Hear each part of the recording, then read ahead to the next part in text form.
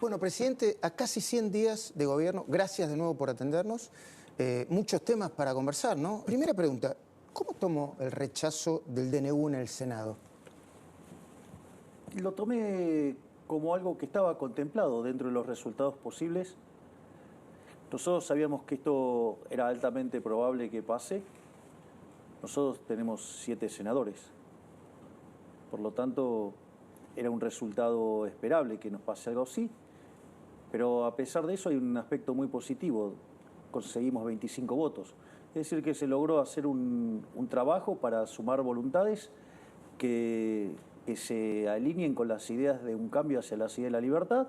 Y bueno, y después de los orcos no puede uno esperar más que tengan actitudes tipo de orcos. Y bueno, y después están otros que evidentemente prefieren defender sus privilegios de casta sobre los intereses de los argentinos.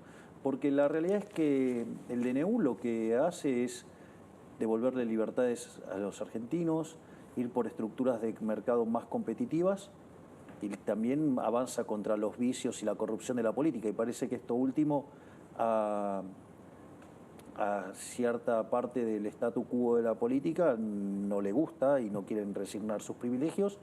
Y yo creo que ha sido una discusión muy positiva, ha demostrado que hemos tenido capacidad de aglutinar voluntades porque hubo 25 votos positivos y además el DNU sigue vigente y ahora habrá que ir a defenderlo en la Cámara de Diputados. Y bueno, y si aún así se cae, bueno, volveremos a la carga con otros DNU, con otro formato y hasta que las reformas tomen lugar, porque en el fondo esto es para los argentinos y tarde o temprano la política va a tener que entender que se acabó esta política de los privilegios y que nosotros vinimos para terminar con 100 años de decadencia y lo vamos a hacer, porque acá lo importante es cuando uno tiene un norte va a avanzar siempre hacia ese lugar. Entonces nuestro norte es avanzar en términos de libertad económica. Si uno contempla el impacto conjunto del DNU más la ley de bases en su formato original, Argentina, de haber pasado esos dos instrumentos, hubiera escalado 90 puestos en libertad económica, es decir, nos pareceríamos a Alemania, y eso implicaría que, es más, dadas las características de la economía argentina, podríamos lograrlo en 20 años. O sea, imagínense, digamos, parecernos a Alemania en 20 años. Pero bueno, la casta no está dispuesta a resignar a sus privilegios, pero nosotros tampoco estamos dispuestos a bajar los brazos y vamos a seguir peleando. Y le digo más, nuestro modelo no es Alemania, nuestro modelo es Suiza, Irlanda, es decir, los países de mayor libertad económica, con lo cual estas son solamente las primeras 1000 reformas con las cuales vamos a volver a la carga y cuando terminemos con esta todavía tenemos 3000 esperando. Así es que nosotros no vamos a bajar los brazos. A nosotros nos votaron no solo para terminar con la inflación y terminar con la inseguridad, sino además para devolverle libertad a los argentinos para que vuelvan a tener bienestar. Y no vamos a bajar los brazos bajo ningún punto de vista. El presidente tiró muchos conceptos. Uno es los orcos. ¿Quiénes son los orcos? ¿Tienen nombre y apellido? Sí, claro, sí. Son los populistas, son los kirchneristas. La novedad sería Lustó, ¿no? Que no estaba embanderado en el kirchnerismo. Bueno, en realidad Lustó es un camaleón y se va acomodando en función de cómo puede conseguir cargos o conseguir alguna ventaja. Con lo cual de Lustó a mí no me sorprende nada. Es más, le diría que fue bastante coherente y consistente con sus posturas porque la realidad, él fue el ministro de Economía de Cristina Fernández de Kirchner y él fue el responsable de la 125, con lo cual dejó al país al borde de una guerra civil. Él fue presidente del Banco Provincia, en el cual hizo un verdadero desastre. Eso se lo puede contar el ministro Guillermo Francos, que fue quien tuvo que hacerse cargo del banco después de la desastrosa gestión de este muchacho, o el desastre que hizo como ministro de la producción. Es decir, todo lo que tocó lo rompió. Es decir, es así una suerte de incompetente sistemático tipo Kichirov. Lo que pasa es que es más educado, con mejores formas, pero en el fondo no son tan distintos en dinámica. Nombró a Kicillof. Kicillof acaba de meter un impuestazo fuerte, Esper planteó una especie de rebelión fiscal y usted la apoyó. ¿Apoya una rebelión fiscal y eso no es contradictorio con el hecho de que preside un Estado con gente que necesite pagar los impuestos? Pero, a ver, yo estoy totalmente de acuerdo con lo que planteó Esper. ¿Por qué? Porque Esper, digo, primero, un par de cosas. El gobernador de la provincia de Buenos Aires, el señor Kicillof, en su discurso que nos mandó a leer a Alberti, y no a Alberti, pero supongamos que fue un error, digamos, Tipográfico, una letra. que puede pasar, dijo que el punto 1 del Pacto de Mayo no tenía sentido porque la propiedad privada está consagrada en la Constitución Nacional. Bueno, entonces que sepa que la violó, porque el avance, digamos, el avance vía impositivo es una expropiación. Es decir, hoy la verdad es que aquellos que tienen propiedades en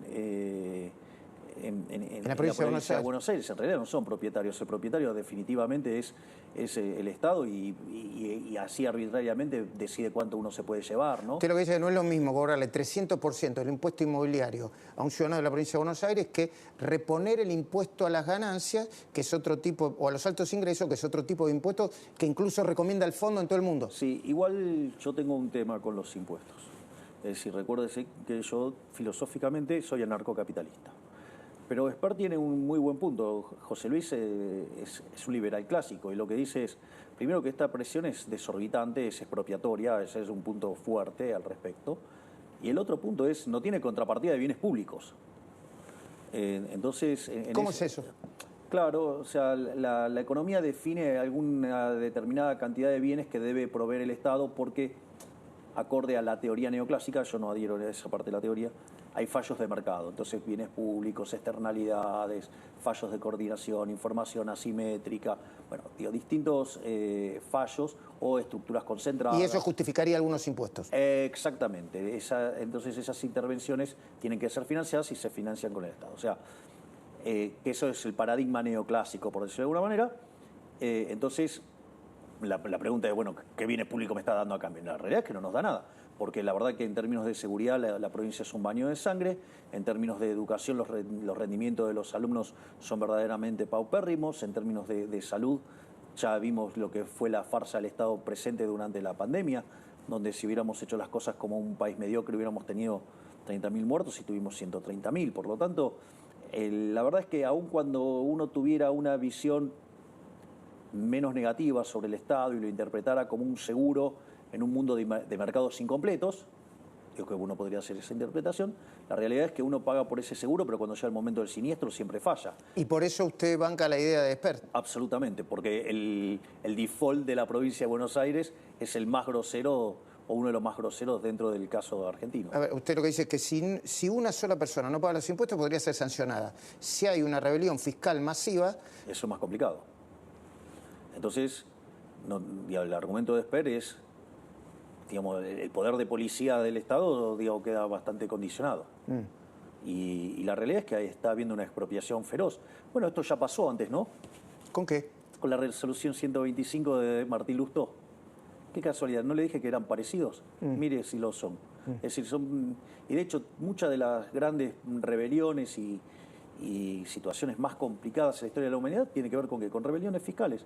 De vuelta, no por nada nosotros uno de los puntos que planteamos en el Pacto de Mayo es ir a un tamaño del Estado de 25 puntos del PBI.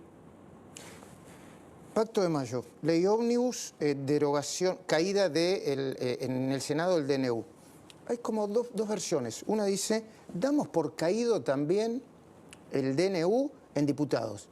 Y otra dice, no damos por caído en diputados. Vamos a, si se caen diputados, dividir en DNU en varios paquetes de leyes. ¿Qué sigue, presidente? Todo el mundo se lo está preguntando. Bueno, de vuelta, no creemos que todavía esté caído el DNU en diputados. Y además está claro que si se cae, los que hagan caer el DNU van a llevar la misma suerte de los nombres rojos y sus caritas de lo que pasó en el Senado, ¿no? ¿Un escrache? No, no es un escrache. Si vos tuvieras que tomar una decisión sobre votar, te haces cargo de la decisión. Sí. Y las decisiones son públicas, ¿no? Porque somos funcionarios públicos, somos servidores públicos. Los votos, los votos en la bancada. Claro, entonces digo a la gente que sepa quiénes son los enemigos de la sociedad. quiénes son los que están a favor de los privilegios y quiénes están a favor de la libertad. Por lo tanto, digamos, o sea, que se hagan cargo de lo que votan. Nosotros sí los vamos a exponer.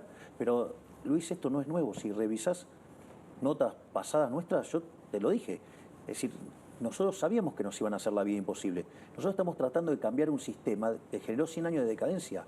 Digo, el sistema se va a resistir, no es que va a aceptarlo amigablemente. Nosotros ya lo sabíamos esto. Yo digo, te propongo que revisemos notas que nosotros hemos hecho antes de esto y, que dicho sea de paso, digo, aquellos que se quejan porque te doy notas, antes también te daba la mayor cantidad de notas a vos, así es que digo para que tomen nota. Y así que digo, ¿Y eso por qué sería? Porque soy muy insistente. No, porque es un mérito tuyo. O sea, digo, y a veces te toca ser más incisivo y a veces menos, pero nosotros hasta hemos tenido fuertes discusiones al aire y fuera del aire. Y las seguiremos teniendo. No, obvio. Perdón que hice ese desvío, pero digo, creo que hubo gente injusta. Está bien. Vamos a establecer una parte de la entrevista de cosas, ya que hablamos de indecisivos, sobre las que se dicen sobre usted, negativas, por ejemplo. ¿Qué le diría, presidente, a quienes dicen que usted planteó un ajuste para la casta y el ajuste lo está teniendo más la gente que la casta? ¿Qué les diría? Eso es falso. Y lo puedo hacer desde distintos argumentos. Murray Newton Rothbard, el inventor del anarcocapitalismo, él señala que no le importa el tipo de impuestos que le cobren. En el fondo le importa, digamos, la cantidad de impuestos que le cobran. O sea, el nombre que le pongan le da lo mismo. Porque hay toda una discusión, los neoclásicos, si es eficiente, digamos. Toda una discusión absolutamente estéril. Pero al margen de eso... ¿Por qué no lo pagaría la gente? Lo que cuenta es el tamaño... En el fondo lo que cuenta es entonces el tamaño del Estado. Si yo le estoy contando que nosotros hicimos un ajuste, digamos, donde el gasto público cayó en términos reales en el primer trimestre 38%, quiere decir que le estamos devolviendo plata a la gente. Primer punto. Porque estamos que al fin de la película se le devuelve plata. Le estamos devolviendo plata a la gente. Más, ahora le voy a dar... Porque va a pagar menos impuestos. Exacto. Ahora le voy a dar otro argumento más. Nosotros heredamos déficit gemelos por 17 puntos del PBI, o sea, algo verdaderamente escalofriante, ¿no? De hecho, teníamos todos los elementos como para tener la peor crisis de la historia. Teníamos el desequilibrio monetario peor que en el Rodrigazo, la quiebra del Banco Central peor que en la previa de la hiper Alfonsín, indicadores sociales peor que en el 2001. Y la inflación yendo a una velocidad de hiper. Exactamente. Dicho todo esto, hay un mecanismo por el cual los políticos estafan a los ciudadanos de bien, que es la emisión monetaria. Es decir, el señoriaje es una estafa. Es decir, es un robo. Por eso una de las cosas de las leyes que una vez que tenemos la competencia de monedas lanzadas, también vamos a lanzar esta ley donde emitir dinero sea considerado un delito penal y además imprescriptible, como si fuera un delito de lesa humanidad. Y cuando venga algún político y lo quiera sacar, después siempre puede venir otro y meter preso a lo que hicieron esto. El kirchnerismo en su último periodo, que esperemos que sea su último periodo literalmente, emitió 28 puntos del PBI en 4 años. Y en el último año emitió 13 puntos del PBI. Nosotros le estamos devolviendo a los argentinos 13 puntos por el equivalente del señoriaje, que a la postre es el impuesto inflacionario. Por lo tanto, lo que de última, digamos, estamos sustituyendo el tipo de ajuste. A ver, nosotros de esos 15 puntos de déficit fiscal que recibimos, una de las cosas que teníamos era 5 en el Tesoro y 10 en el Banco Central. Eliminamos los 5 del Tesoro y del Banco Central, de los 10, eliminamos 6. O sea, nosotros llevamos hecho un ajuste de 11 puntos del PBI.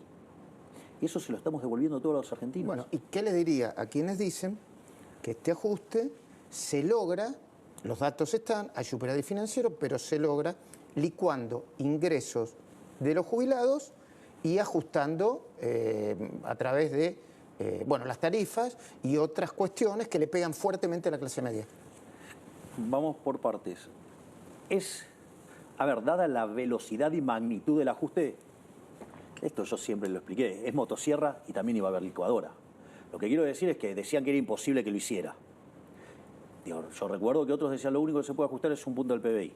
Bueno, nosotros ajustamos 5 en el Tesoro y 10 en el Banco Central. Y 6 en el Banco Central. Ya vamos a llegar. Créeme que vamos a llegar a los 10. Pero a lo que voy es, lo primero que hay que tener en cuenta es que ha habido tanto motosierra como licuación, eso era evidente, digo, porque si no las velocidades no daban. Ahora, motosierra hubo un montón, echamos 50.000 empleados públicos, bajamos 10.000 contratos, dimos de baja 200.000 programas sociales mal asignados, hemos frisado los sueldos de los altos cargos. No solo eso, sino que además hemos eliminado los autos, hemos eliminado los teléfonos, hemos eliminado las millas, hemos eliminado de cuajo la obra pública y hemos eliminado de cuajo prácticamente las transferencias discrecionales, que es ahí donde están los ajustes más grandes, donde están las caídas reales más grandes.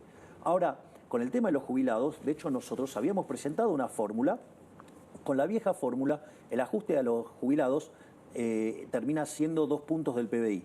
Y nosotros planteamos en la ley bases original, en el capítulo 4, una fórmula que le devolvía a los jubilados 1,5 puntos. Es decir, que igual siempre el rezago te va a jugar en contra, pero, digamos, pero recomponía gran parte de las situaciones más. Vos fijate la situación de los jubilados. Los jubilados, cuando se fue Alberto Fernández, ganaban $80. Hoy los jubilados con el bono ganan $200. Es decir, les incrementamos 150%. Es más, y no solo eso, como nosotros sabíamos que el ajuste iba a ser duro, nosotros aplicamos políticas sociales muy fuertes. Vos has entrevistado a la ministra Petovelo. Se duplicó la tarjeta alimentar, se duplicó la asignación universal por hijo, se duplicó la partida para cubrir a las embarazadas en la primera etapa del embarazo. No solo eso, sino que se multiplicó por 4 la asistencia a los chicos para que puedan comenzar las clases. Entiendo. Que les llegamos a 7.300.000 chicos. Es decir, no es que nosotros no estamos haciendo cosas para dar contención a social, no solo a los segmentos más vulnerables de la sociedad, sino también a las capas medias, porque también desde ANSES estamos instrumentando un programa para dar financiamiento a aquellos que no puedan pagar las cuotas en los colegios privados. Es decir, que nosotros estamos dándole contención social. ¿Acepta que hay una licuación de los ingresos de los jubilados? Hay licuación en todas las partidas.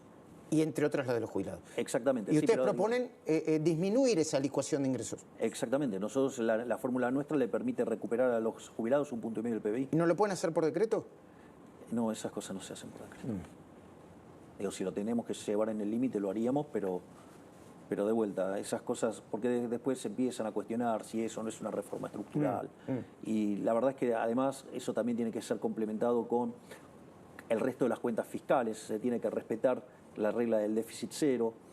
De hecho, una de las cosas que dijo Rosati, el presidente de la Corte Suprema, en AmCham fue muy interesante, porque cuando hablaba del tema de la moneda, y el tema de la moneda es una estafa, digamos, y eso es interesante, porque si vamos a hacer déficit fiscal para financiarlo con emisión de dinero, eso es una locura. Es más, le paso un tema más. Mire, el tema de las tarifas.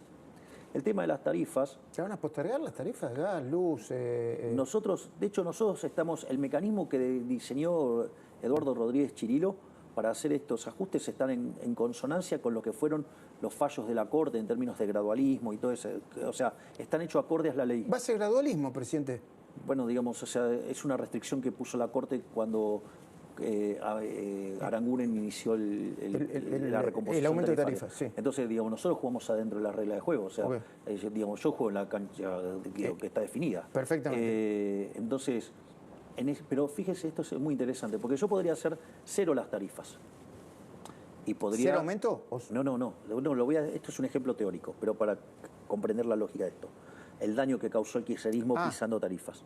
Podría no cobrarla, podría hacerlo 0, exacto. Ahora, digo, pero no son gratis. Alguien lo tiene que pagar. Bueno, entonces supongo que lo pagamos con emisión monetaria. O sea, que lo pagamos con señorías, que lo pagamos con inflación. Entonces, ¿qué es lo que pasa? Primero, ese impuesto es un impuesto altamente regresivo que pega más fuerte sobre los más vulnerables. Por lo tanto, en el neto los que terminan perdiendo más son los más vulnerables. Pero no solo eso, usted en el medio además distorsiona el sistema de precios, por lo tanto las inversiones no se hacen y además la demanda que usted asigna, como es un precio nulo, entonces digamos, demanda mucho más. Entonces deja todo el sistema distorsionado. ¿Qué quiere decir? Que cuando usted termina haciendo la cuenta, le termina saliendo más caro. Entiendo. Ese mecanismo que usó tanto el kirchnerismo, que por 2 puntos del PBI, después por otro lado le metía la mano en el bolsillo por 4. ¿Qué le diría a quienes dicen? Hay gobernadores que dicen eso, ¿eh? Si no usara tanto el tuit, si no usara tantos adjetivos, probablemente llegaría a acuerdos que, porque estamos muy de acuerdo con el rumbo, con muchas de las cosas que presenta el presidente. ¿Qué les diría a eso? ¿A los gobernadores que dicen eso? ¿A quienes piensan igual que los gobernadores? Que algunos. A ver, si es un problema de las formas, me parece que es una hipocresía. Porque lo importante es el fondo, no las formas. Si yo te voy a dar la botella del mejor vino del mundo, ¿qué te importa la etiqueta? Lo que te importa es que adentro de la botella está el mejor vino del mundo. Eso es el primer punto. Con lo cual, digamos, eso de poner las formas por encima del fondo es de mediocres. Y más que nada de mentirosos para autoexcusarse de hacer las cosas que corresponden. Lo que dice usted que en el fondo siempre está el contenido y ponen como excusa el tema de las formas. Obviamente. Ese es el primer punto. El segundo punto es que les molesta que use el Twitter. Les molesta que use el Twitter por una cuestión, esto lo definió muy bien Alejandro Fantino respecto al voto de Lustó, ¿no? Digo, una cuestión de envidia. Es una cuestión de envidia, lisa y llanamente. Es decir, el tipo quiere tener lo que yo tengo, como él no lo puede tener porque es un fracasado que perdió todas las elecciones que participó, entonces quiere que yo no lo tenga. O sea, básicamente, bueno, esto es igual. El Twitter tiene algo maravilloso, las redes sociales tienen algo maravilloso, y es que usted tiene comunicación directa con la gente. Yo no necesito ningún intermediario para comunicarme con la gente. Le hago un ejemplo. Día sábado a la mañana. Yo a la noche había estado en la casa de mi rabino Axel Banish y con su familia pasando Shabbat. Llegué, me fui a dormir, me levanto a las 6 y algo de la mañana. Digo, yo me levanto cuando sale el sol. Entonces me subí al carrito que tengo ahí en la quinta. No, el carrito, sí, que sí, es sí, un carrito de golf. Sí. Y me fui hasta la casa de mis hijitos y me puse a jugar con ellos. De los perros. Sí, mis hijitos de 4 patas. Sí. Y después de eso, nada, tenía que desayunar. Entonces me puse a desayunar y me puse con el Twitter. Y una de las cosas divertidas que pasó es que también quiero aprovechar, digamos, por más que estemos un día después, a saludar al doctor Carlos Salvador Vilardo, que cumplió ayer 86 años, justo, digamos, el año del Mundial, ¿no? Y digo, yo como bilardista fanático, imagínense que no podía dejar de mencionar y ponderar el cumpleaños del doctor. Y entonces ahí fue muy interesante porque mientras que desayunaba había gente que me escribía y como nada, digo, el sábado en general el resto de los ministros no trabajan, entonces estoy más liberado, entonces empecé a contestar. Entonces yo tengo diálogo directo con la gente. Y eso al político le da mucha envidia, porque ellos no tienen forma de llegar a la gente. Ellos quieren seguir con la metodología analógica, que se arregla comprando voluntades. Bueno, nosotros, de hecho, si usted mira la campaña, todos esos políticos gastaron fortunas en redes sociales. Y sin embargo, ¿quiénes somos los reyes de las redes sociales? Los libertarios. ¿Por qué? Porque nosotros nacimos ahí. Nosotros, ¿cuánto gastamos en todo eso? Cero. ¿Por qué? Porque básicamente es orgánico. Tenemos comunicación directa con la gente. Bueno, y ya que hablamos de comunicación directa, un planteo. ¿No sería mejor que se comunique? A ver, lo digo porque ayer, hace unas horas entrevistamos a Luis Juez, dijo que lo llamó, que usted conversó con él y que generaron un vínculo que antes no tenían, sencillamente porque antes no habían hablado. ¿Está mal en política que usted llame a un gobernador, que un gobernador lo llame a usted? Es una pregunta, parece una pregunta tonta, pero se lo quiero plantear. Bueno, es bueno el punto que usted levanta, porque me lo han dicho varios, claro, que tendría que estar más involucrado en ese tipo de conversaciones. Es decir, o de vínculos personales y políticos. Claro, no sé, ¿habla con Puyaro usted? Yo le cuento. Está claro que yo tengo deformaciones profesionales, como todos.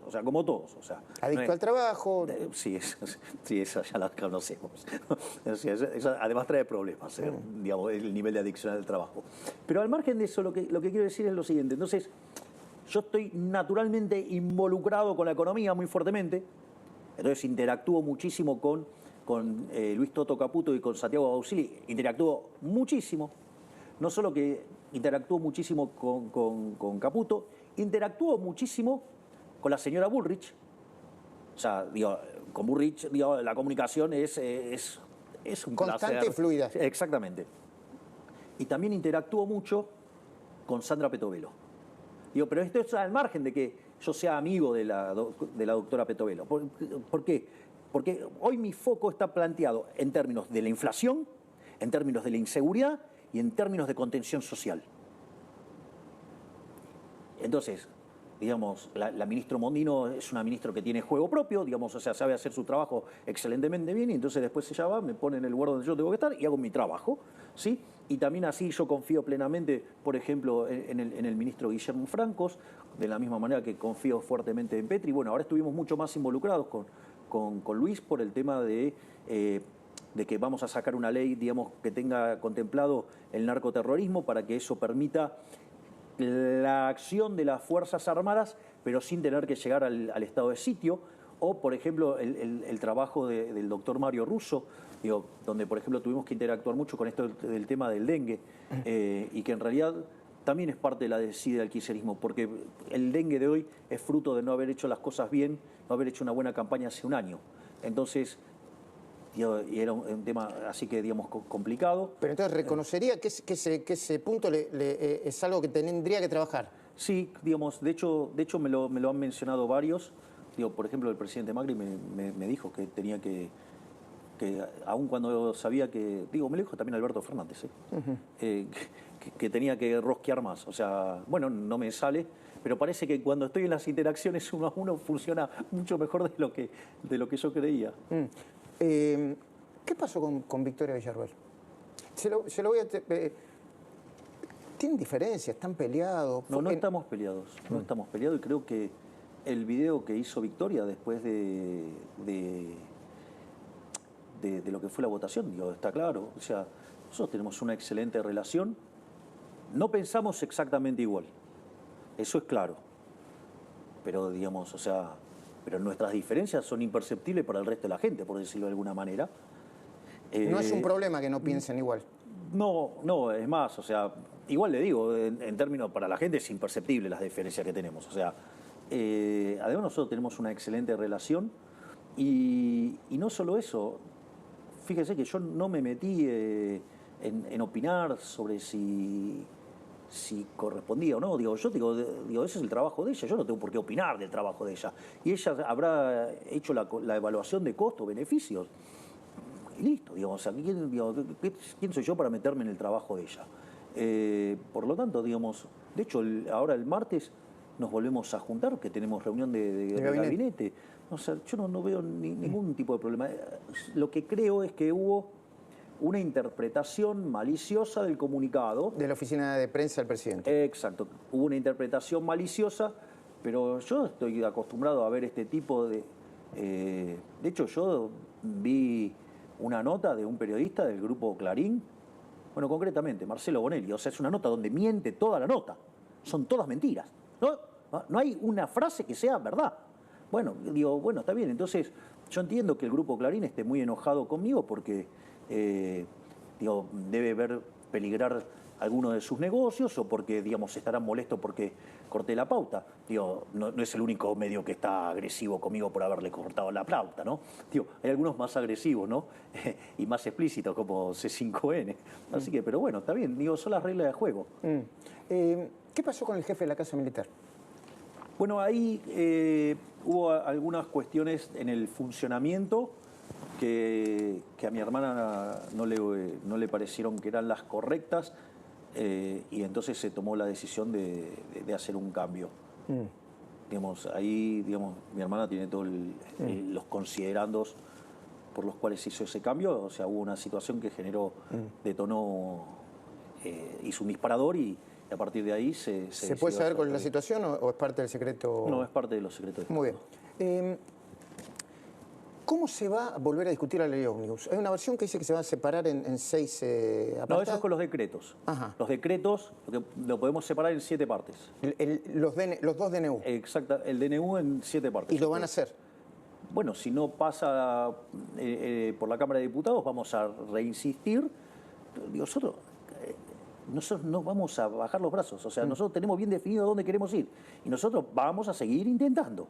Si no se aprueba la ley bases antes del pacto 25 de mayo, ¿no hay pacto? No tiene sentido el pacto de mayo. El pacto de mayo son básicamente 10 pilares al funcionamiento de la economía. Ahora, el pacto de mayo guarda relación con lo que hagamos en el capítulo 4, y el capítulo 4 está vinculado con la ley bases. O sea, ¿le puedo explicar, presidente, a la gente qué es el capítulo? el capítulo 4 es la sección de economía. Que impuesto a las ganancias. No solo impuesto a las ganancias, porque ahí también hay una discusión, porque las provincias del norte tienen una visión, las provincias del sur tienen otra visión. Los patagónicos no quieren impuesto a las ganancias, las provincias del norte sí, etcétera, etcétera. Bueno, por eso, hay un montón de discrepancias, y nosotros estamos dispuestos a escuchar todas las discrepancias mientras que el déficit cero no se toque. Estamos dispuestos a tener todas las discusiones que sean, pero mientras que el déficit cero no se toque, lo cual no es trivial. ¿Cuál es el papel del gobierno sobre la lucha contra la corrupción, que impacta fuertemente económicamente? Más incluso, usted me lo dijo en algún momento, de lo que usted hubiera calculado antes de asumir. Nosotros nuestra lucha contra la corrupción es inclaudicable. Es decir, a mí siempre me gusta mencionar el caso de la ministra Petovelo. Tiene una brigada anticorrupción y los manda a una semana a cada sector del ministerio, y usted fíjese que estamos todo el tiempo encontrando, tocamos y sale pus por todos lados. Con lo cual, nosotros estamos haciendo una lucha contra la corrupción feroz, y bueno, y eso también tiene muy enojada a la casta política. ¿Los fideicomisos, todos los fideicomisos son corrupción? Es que en realidad todo lo que hace el Estado, digamos, le pone un buen fin y después termina pervirtiéndolo todo. Es decir, está en la naturaleza misma del Estado. Es decir, cuando usted no paga los costos de sus decisiones, difícilmente va a funcionar bien. Entonces, el Estado, digamos, inherentemente funciona mal. Por eso lo mejor que uno puede hacer es achicar el Estado a la mínima expresión. Es decir, entonces, y tratar de buscar siempre soluciones por el sector privado, o que asimilen el funcionamiento del sector privado. El INADI cerró, se lo preguntaba el ministro el otro día, pero ¿qué va a pasar con la gente? ¿Se queda sin trabajo? ¿Se la reasigna? Va a haber algunas funciones que van a ser, digamos, la función existe, ¿sí? Los temas de discriminación y demás, o sea, esos temas tienen que ser atendidos, pero no tener, digamos, el INADI. Y menos, digamos, con el formato del INADI, que era un mecanismo de persecución de opositores, era una forma de cancelar a los que pensaban distinto. Entonces, la cuestión funcional sigue, pero obviamente con muchísima menos gente, y sin que exista esa dependencia que en realidad se usaba para perseguir gente, y que esté en la lógica del Ministerio de Justicia. ¿Qué va a pasar con Telam? Se cerró. No tiene retorno. Era un mecanismo de propaganda. Es decir, era un mecanismo de propaganda política. ¿Y cómo sigue las personas que trabajan ahí, la institución, el organismo? Se verá si alguna puede ser asignada, y si no, tendrán que ir y encontrar otro trabajo. Lo mismo que le pasa a cualquier persona que se queda sin trabajo. Inflación. El viernes se había caído el DNU. Usted y el ministro Caputo, primero, usted publicó las consecuencias de lo que significaba que se cayera el DNU. En el premarket. ¿Qué es el premarket? El premarket es, digamos, cuando empiezan a haber transacciones ya en los mercados antes de que abran. Y estaba impactando... Estaba todo rojo. Estaba todo rojo, para que entienda la gente, estaba mal. Estaba todo cayendo. Bueno, y luego... Después yo saqué un tuit y terminamos arriba. Bueno, a ver, usted puso, así lee el mercado cuando los orcos dan un paso adelante. Mientras nos esforzamos para sacar el país adelante, traccionando desde una baja el riesgo país la tasa de interés, ellos se ocupan de empobrecer. Nunca dijimos que sería fácil, etcétera, etcétera. Luego de su tuit y el posterior del ministro de Economía, que habló de superávit financiero, el panorama, entiendo que ese rojo se puso... Todo yo no verde. soy un experto. Revertimos toda la caída. ¿Me explica por qué pasa eso? Porque nuestro compromiso con el déficit cero es inclaudicable, es innegociable. O sea, nosotros no negociamos el déficit cero, no negociamos de ninguna manera el saneamiento del Banco Central, y no negociamos la libertad y el derecho de propiedad, por decirlo de alguna manera. Y nosotros salimos a enfatizar eso. Es decir, a pesar de esto, a nosotros no nos iban a mover un ápice de esos objetivos, y obviamente el mercado nos cree y por eso reaccionó. Digamos, es impresionante la respuesta del mercado después del tuit. Inmediata. Y le cuento por qué es tan importante esto, porque me parece que Y es una pregunta muy inteligente y que puede ser contestada en una versión superficial, que es la que acabo de hacer, o en una versión profunda. Los bonos son deuda y el precio de esos bonos tiene que ver con que usted pague o no su deuda. Cuanto más chances hay de que pague, el bono se acerca a su paridad y cotiza, cuando usted diga todo el mundo le cree, bueno, cotiza a la par, o sea, al 100%, cotizan a 100. Cuando la gente no cree, digamos, nosotros asumimos que los bonos cotizaban a 18. ¿Y ahora? 50. Que dicho sea de paso, además, S&P Pino subió la calificación crediticia. ¿Subió la calificación crediticia de la Argentina? Exactamente.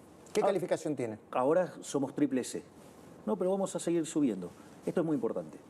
Nosotros, cuando hablamos de déficit cero, que es además en la línea financiera, eso significa que no hay más déficit fiscal, que no es necesario tomar más deuda. O sea, la deuda que se va a tomar es para rolear deuda que ya existe, no para tomar nueva deuda. Sí. En ese contexto, quiere decir que la deuda no va a crecer. Entonces, la relación deuda-producto es no creciente. Que la deuda-producto sea no creciente significa que usted es solvente, que usted puede pagar. Por eso, cuando nosotros llegamos, el riesgo país era 2.900 y hoy es 1.577 llegó a estar. Bueno. O 1.600, digo, Bueno, para hay una redondear. pregunta más profunda, para mí, más interesante de lo político. ¿Usted puede gobernar sin que le aprueben una sola ley, ni la ley ómnibus, y aún cuando le volteen los decretos de necesidad de urgencia? Absolutamente. ¿Puede gobernar con normalidad y alcanzar los objetivos que se propone? ¿Sí? Absolutamente. Porque nosotros sabíamos que esto puede pasar, que podía pasar. Y no nos sorprende que pase. Es decir, la gente se sorprende, nosotros no. Es decir, llama la atención, ¿no?, que todos los DNUs que se han mandado, que se cercenaban libertades, restringían el derecho... Poco menos de 1.500 del 1983 hasta ahora. Digamos, con recortes del derecho de propiedad, recortes de la libertad, pasaron todos. O sea, nosotros queremos darle libertad a la gente, queremos ir a la estructura del mercado más competitiva y terminar con el choreo, ahí no. Sobre todo terminar con el choreo parece que es un escollo durísimo. Pero acá lo importante es lo siguiente. Usted lo mencionó, nosotros cuando llegamos estábamos al borde de una hiperinflación. Primera semana de diciembre, precios creciendo a un ritmo del 3.700 anual, segunda semana trepó al 7.500, el mayorista que dio 54%, eso significa que anualizado es 17.000. Nosotros frenamos la emisión de dinero, al frenar la emisión de dinero y pararnos arriba de la caja, eso generó que la inflación de diciembre terminara siendo el 25%, la inflación del mes de enero fue de 20% y la de febrero, que se esperaba que estuviera en 16-17%, terminó en 13,2%. Pero acá hay algo muy importante, Luis. Había de arrastre estadístico 4,2 y de efectos de una vez para siempre, ¿no? Digamos que es tarifas y prepagas 1,8, eso da 6. Si nosotros a ese 13,2 le restamos 6, estuvimos en 7,2. Es decir, que nosotros ya estamos entrando en un dígito. ¿Y en marzo? Marzo es un mes muy complicado, muy complicado. Marzo es un mes que tiene un nivel de estacionalidad muy fuerte, pero hay cosas positivas para hacer. ¿Por ejemplo? Porque están muchos hablando, no, bueno, pero la primera semana de marzo subió. Bueno, le cuento algo. Todas las primeras semanas de todos los meses las cosas pegan un salto. Entonces lo que habría que hacer es comparar contra la primera semana. Entonces, por ejemplo, la primera semana de enero estuvo debajo de la primera semana de diciembre, la primera semana de febrero estuvo debajo de la primera semana de enero y la primera semana de marzo está debajo de la primera semana de febrero. Es decir, y es más, cuando usted mira el indicador que desarrolló Alberto Cavallo, hijo de Domingo Cavallo, estamos en un dígito. Y cuando toma el trabajo de Colatina, estamos en un dígito. Cuando usted toma el trabajo de Econométrica, o sea, Ramiro Castiñeira, estamos en un dígito. Cuando mira Orlando Ferreres, la núcleo está en un dígito. Es decir, después, bueno, estarán estos efectos que aparecen, los arrastres estadísticos, los efectos de una vez para siempre y todo eso. Y entonces, digamos, con las cuestiones de la estacionalidad, es cierto que se podría ver una merma en el proceso de desaceleración inflacionaria. Pero de vuelta, la cantidad de dinero sigue sin crecer. Nosotros seguimos teniendo la misma cantidad de dinero de cuando asumimos, pero con la diferencia que hoy tenemos 10.500 millones de dólares de reservas. Es más, le paso un dato más que nos empieza a mostrar que la salida de cepo está más cerca. Nosotros le pegamos un martillazo a la tasa de interés, la bajamos 30 puntos. ¿Y el dólar? Y el dólar no se movió. Y esta semana compramos más de 1.000 millones de dólares. Es Entonces, parece que la cosa está mucho mejor de lo que nosotros creemos. ¿Necesitas $15.000 para salir de cepo? ¿15.000 millones de dólares? Con 15.000 millones de dólares lo abro ahora. Si a mí me dan 15.000 millones de dólares, lo abro ahora. ¿Y de qué depende de que le den 15.000 millones de dólares? Bueno, habría que trabajar en un nuevo programa con el fondo. Hay un conjunto de países que mostraron voluntad de cooperar con nosotros para que podamos hacer esa operación. Y también sabemos que hay fondos comunes de inversión que estarían dispuestos a financiar esa operación. Y la realidad es que, y si no lo llegamos a conseguir, lo vamos a hacer vía el Banco Central, porque esto también es muy importante, Luis. Si nosotros abríamos el primer día que llegábamos, o sea, la corrida y la hiperinflación era un dato. Si nosotros lo hacemos hoy, está dividido. Hay economistas que consideran que lo podemos abrir. ¿Por qué? Porque la base monetaria a lo largo del siglo XXI, sacando este último tramo... Un promedio del 20%. 10%. Ah. Y hoy es 2,6%. Entonces uno dice, acá está faltando, acá, digamos, o sea, hay para crecer demanda de dinero, no para que caiga. Es más, cuando miramos el crédito del sector privado no financiero es 4% del PBI, cuando en otras partes de América Latina está arriba del 60%.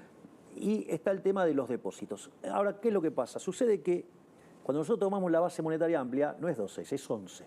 Entonces, yo no tengo certeza de que si abro no me corran. Una corrida. Claro, pero también es cierto, y hay que decirlo, bajamos la tasa a 30 puntos y el dólar no subió, compramos un montón de dólares, porque es una semana récord de compra de dólares y además están subiendo los depósitos en dólares dentro del sistema. Por lo tanto, los que dicen que se pueden abrir, le diría que van teniendo más crédito. Muy bien. Le hago preguntas rápidas porque estamos llegando al final de la entrevista. Primera, cuando se planteó el tema del escándalo de los seguros, algunos plantearon sacar el Banco Nación Seguro de las privatizaciones o no. ¿Hay algún interés particular en eso? No nuestro. Si fuera por nosotros, privatizamos todo. Es decir, y ahí hay una cuestión de los autoseguros. Nosotros estamos pasando esquemas de autoseguros. Ok.